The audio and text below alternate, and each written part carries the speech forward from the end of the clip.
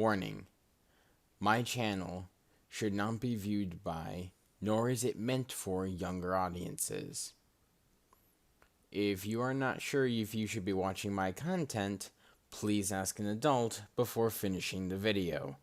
Thank you very much, and have your nice day. Okay. Let's check on the channel real quick. Got some good views. Hope people start asking me more questions.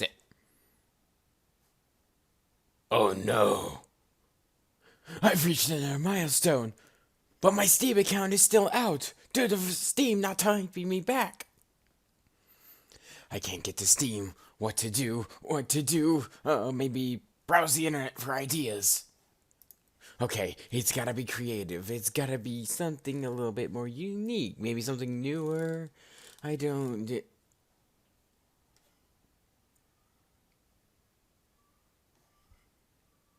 Sword and Shield? That'll do. Alright, so yes, we're going to be looking at Pokemon Sword and Shield. So, for those who are unaware, I'm only going to be looking at Pokemon and new elements of this game. Meaning I won't be really focusing on anything from the past games. If you wish to see more of this, please let me know in the comment section down below. Without further ado, let's go with the first thing that we all have to pick, our starters. And I have to say, I like them a lot.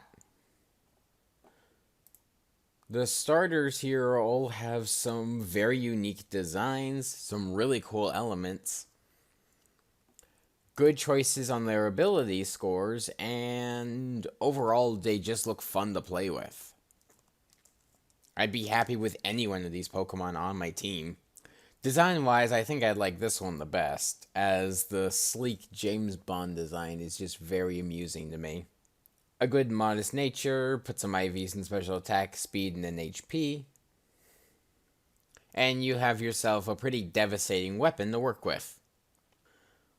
As for Cinderace here, well, he's my second favorite. Generally, I just really like his design. The soccer element was really cool, and I'm glad that they went better than just a firefighting type. While pure fighting isn't that much to people, you have to understand that this is something we rarely get, surprisingly. The most memorable pure fire type I can even remember is Typhlosion, and I'm pretty sure that's one of the only fire starters we've gotten as of first starter as well. So, needless to say, I'm very impressed with his design and how he turns out. Now we have Rillaboom here. A good animate nature, increased stats in attack, defense, and then HP, and you'll have yourself a pretty decent wall. That's a little bit faster than most. Not much to really say here. Good stats, great ability. And overall, again, just looks like a fun Pokemon to mess around with. Probably not going to be the most competitive Pokemon, but still something fun to work with. And now let's look at their signature attacks. Drum Beating, Pyro Ball, and Snipe Shot. All of them with very interesting abilities, and some that I think correspond really well. The best one is his Drum Beating, as it not only does, once again, pretty good damage, great accuracy, but lowering the opponent's speed, which already increases the effectiveness of having a tank that's already a bit faster than most. 85 speed may not be much, but it is something when you have a tank that can outspeed other tanks, not to mentioning its signature attack, which you will always get a stab bonus from, can lower the speed of your opponents. Pyro Ball and Snipe Shot are still really good attacks, although to me not as impressive as Drum Beating. That's not to say these attacks are not that's not to say that these attacks don't have amazing aspects, it's just that Drum Beating spoke to me a bit more than them. So yeah, overall, great starters, great attacks. Now, this is something I wanted to talk about. This is the signature ability of Scorbunny's line. And don't get me wrong, it's really good, but this is something I've noticed that Game Freak and Nintendo have been doing a lot lately. Now, when you look at this ability, seeing that it's an ability that will change Cinderace's typing to whatever attack it used prior. So if I'm reading this right, probably not. If I use Shadow Ball with this ability, I'll turn into a Ghost type. Use Psychic type attacks and you turn into a Psychic type. Pretty simple, but nonetheless still very devastating. And don't get me wrong, I checked the word liberal, and yes, it does have definitions that literally means playing soccer, adding to the themes of this Pokemon.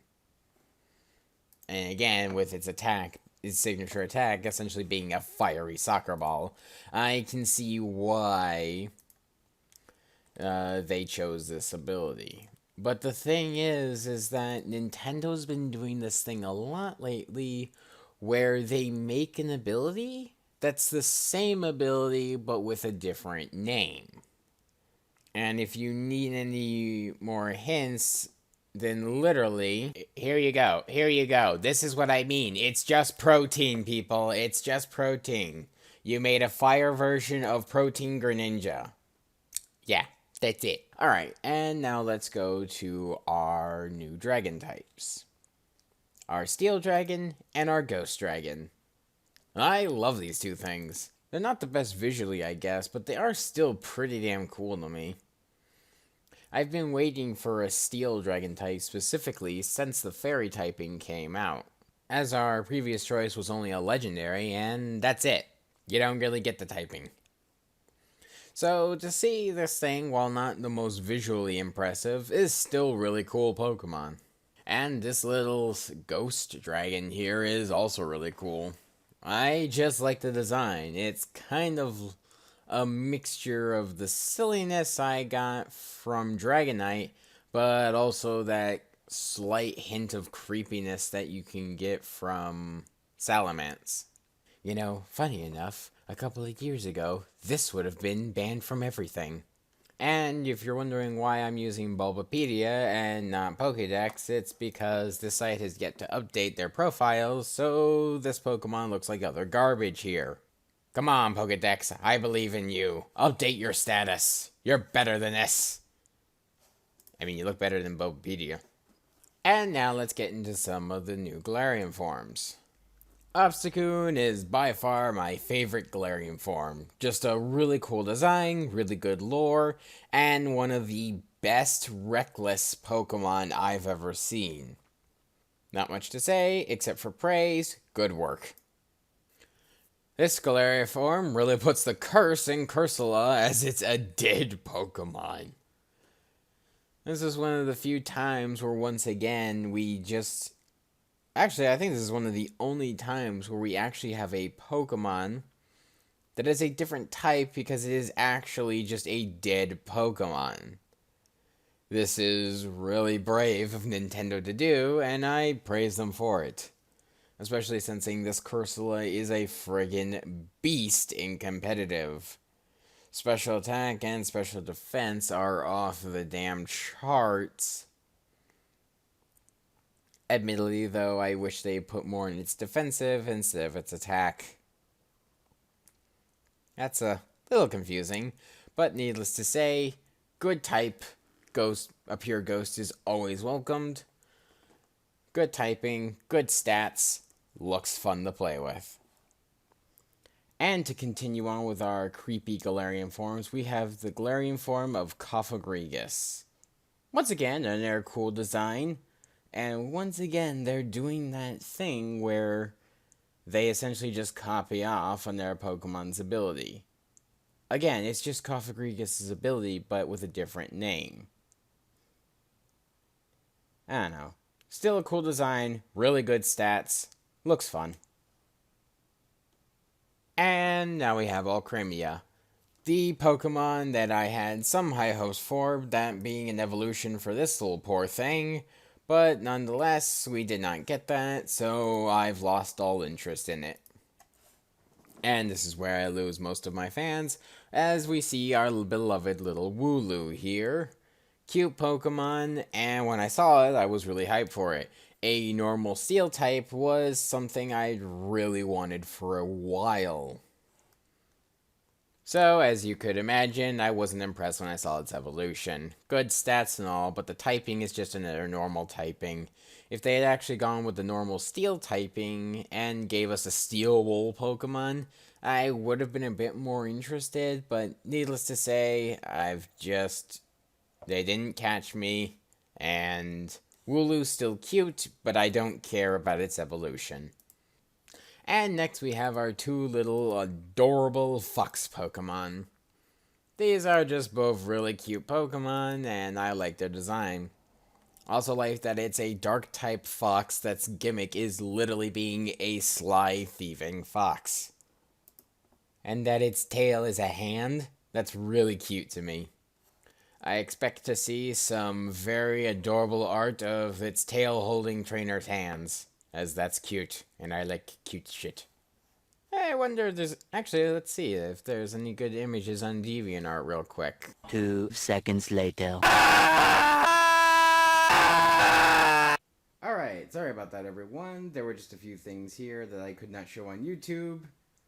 Fandom Menace, why won't you return my calls?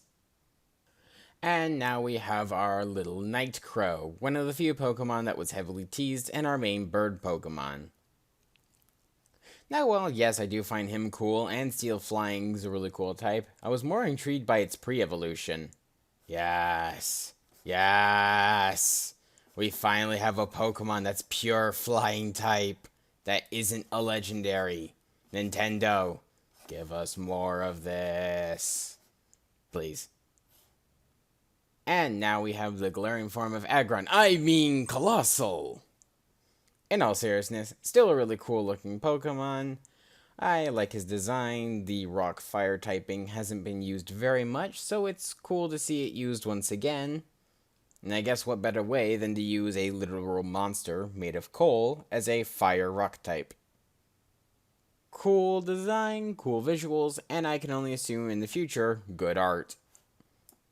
And we also have Hatterena, a Pokemon that I have to mention pretty much because the internet's been going insane about it. It's just a hair Pokemon, people. Not much to really look at here. And this is something I did want to mention with the new fossil Pokemon. I'm going with this one mainly because a few of my friends have told me that when it comes down to it, this one's really good and competitive. I don't like any of the fossil Pokemon. I get the joke. The joke isn't that funny, that yes, scientists would take dinosaur skeletons and try to mash them together. But for Pokemon, this just doesn't work for me. I would have been a bit more forgiving had they actually given us the actual forms of these Pokemon, because the designs are really good, but all we get are these mashed up versions, like Fusion gone wrong. So it left a little more to be desired. And, last but not least, the two legendaries. Legendary Sword and Legendary Shield. They're an interesting group, to say the least. I still like the Sword one better due to all the Skyrim references, though. So, sorry all you Shield fans.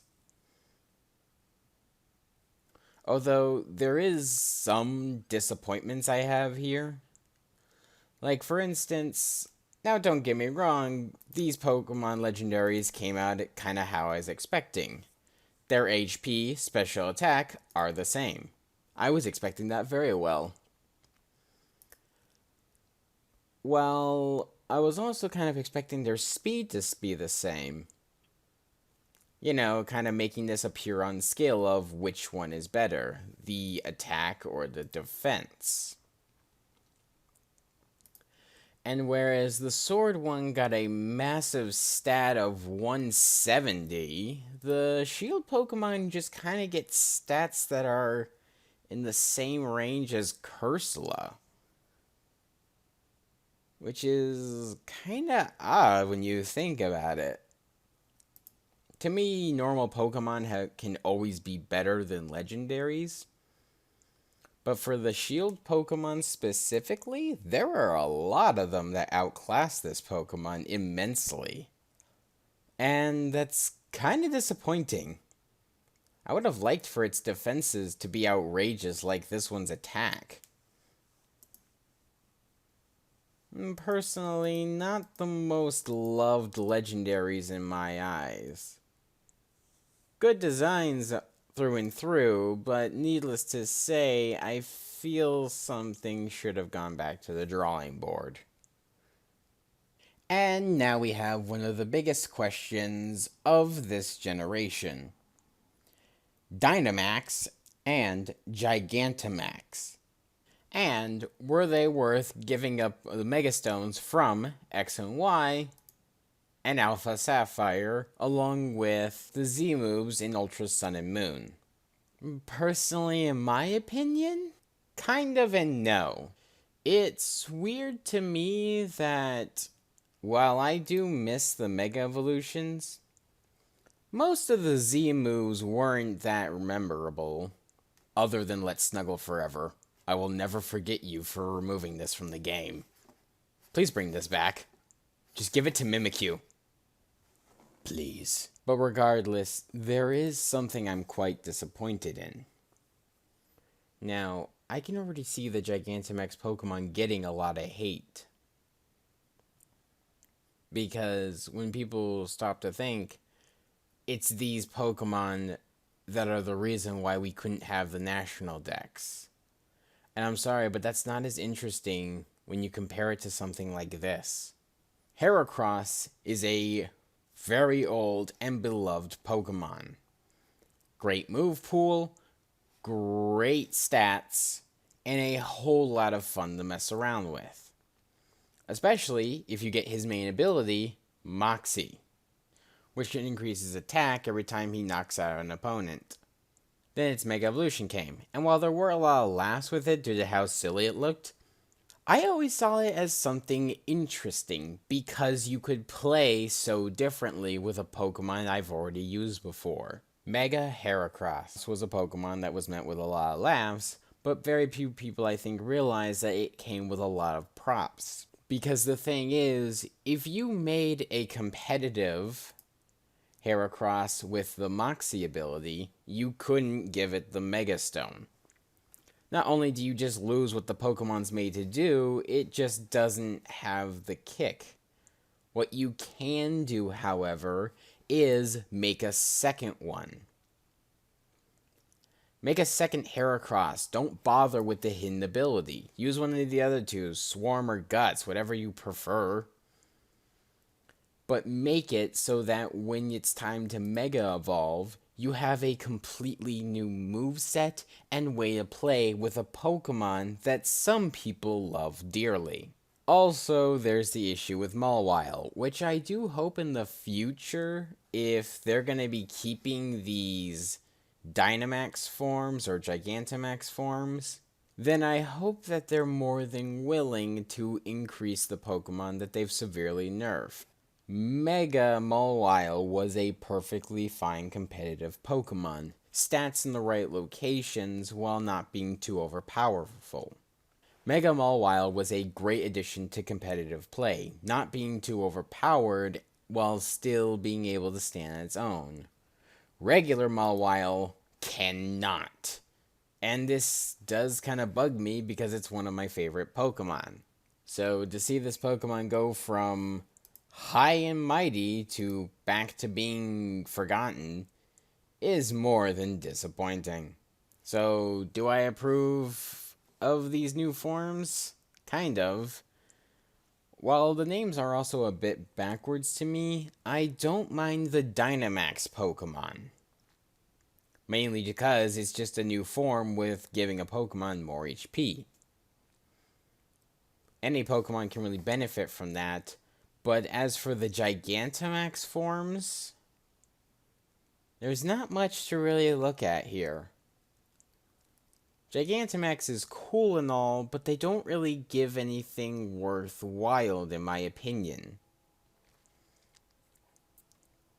I don't know, but to me, the Dynamax forms are too limiting and just less interesting. I do find it funny that when Ultra Sun and Moon gave specific unique abilities for certain Pokemon in their game, it was met with a lot of praise. Let's Snuggle Forever is one of the best fairy type attacks ever, and is one of the reasons why Mimikyu was so fun to play with. But the new forms for the Pokemon, they're just not that interesting to me. Sure, a lot of them are cool, other than a great deal of more pandering to how cool Gen 1 was. It's just not as grand as the other two were. Now, granted, I still like the Dynamax forms way more than I like the Z moves ever. But there's still a hint of boredom I feel whenever I see them. Mainly because, in a sense of trying to get rid of biased abilities for only one Pokemon, they replaced these biases with more biases. There's not much really to say. So, overall, do I like Sword and Shield? Well, yes.